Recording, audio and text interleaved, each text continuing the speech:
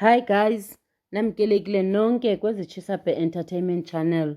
Bethunana Mpumelelo Mseleku uposte ku-Instagram ifoto yabo novuyokazi ngenjongo zokusibonisa siyi-country uba they are expecting another child.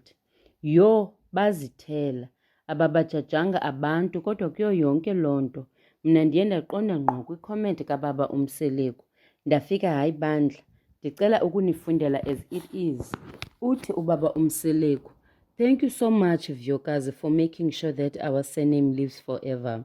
We love you Makamhlophekazi and we will continue to pray and support you that you are part of this family. Ndiyayithanda ke le comment kababa Mseleku guys because uyathembisa uba noko one day uzayozibetha inkomo kulo Vuyokazi. Naye uVuyokazi uphendulile kwicomment katatazala to be wakhe. Wayithanda kakhulu.